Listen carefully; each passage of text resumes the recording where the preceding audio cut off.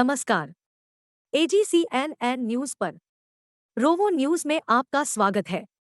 मैं हूं आपकी AI एंकर वनीसा राणा। प्रस्तुत है आज का मुख्य समाचार। पूर्व शिक्षित बेरोजगारों के लिए आई PhD का शुभारंभ। केंद्रीय विज्ञान एवं प्रौद्योगिकी मंत्री डॉक्टर जितेंद्र सिंह ने कहा है कि पूर्व के शिक्षित बेरोजगारों के लिए हम आई PhD डिग्री की शुरुआत कर रहे हैं। इसके साथ ही शिक्षित रोजगार योग्य विज्ञान उद्यमियों के युग में आगे बढ़ने की कोशिश कर रहे हैं। यह PhD डिग्री उद्योग से संबद्ध होगी।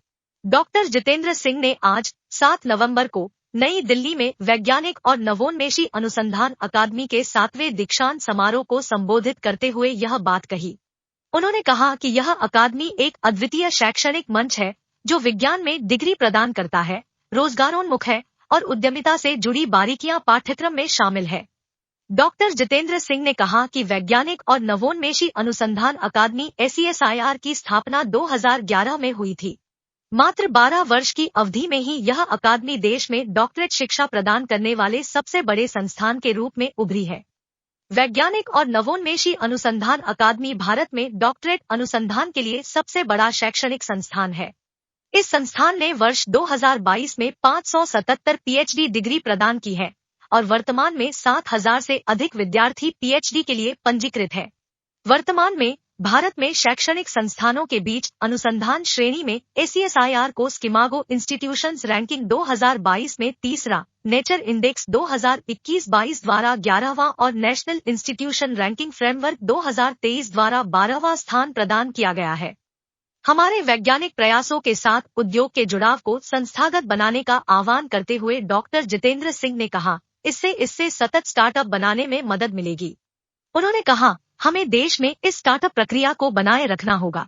देश में 1 लाख से अधिक स्टार्टअप को बनाए रखने के लिए हमारे पास एक बहुत सुदृढ़ उद्योग का आधार होना चाहिए। डॉक्टर जितेंद्र सिंह ने कहा कि अंतरिक्ष प्रौद्योगिकी के खुलने के साथ देश की आम जनता चंद्रयान 3 या आदित्य L1 जैसी मेगा अंतरिक्ष घटनाओं के प्रक्षेपण को देख सकी है। लगभग 10,000 छात्र और आम जनता आदित्य प्रक्षेपण को देखने आए और लगभग 1,000 मीडिया कर्मियों ने चंद्रयान 3 को चंद्रमा पर उतरते देखा। विज्ञान, अनुसंधान, शिक्षा, स्टार्टअप और उद्योग के तालमेल का समर्थन करते हुए डॉक्टर जितेंद्र सिंह ने कहा कि अनुसंधान, राष्ट्रीय अनुसंधान फाउंडेशन NRF और नई राष्ट्रीय शिक्षा नीति NEP 2020 PM मोदी के विकसित भारत 2047 के दृष्टिकोण को साकार करने के लिए सही पारिस्थितिकी तंत्र का निर्माण करेंगे। डॉक्टर जितेंद्र सिंह ने कहा कि राष्ट्रीय अनुसंधान फाउंडेशन से सार्वजनिक और निजी क्षेत्र के बीच की दूरी समाप्त होने के साथ ही एकीकरण भी होगा। उन्होंने कहा, राष्ट्रीय शिक्षा नीति 2020 भारत के युवाओं की आकांक्षाओं को नए पंख देगी। वे अब अपनी आकांक्षाओं के बंधक नहीं रहेंगे क्योंकि नीति अब उन्हें उनकी योग्यता, कौशल, रुचि और अन्य कारकों के आधार पर स्वतंत्र रूप से विषयों को चुनने या परिवर्तित करने का अधिकार देती है। आज के लिए बस इतना ही।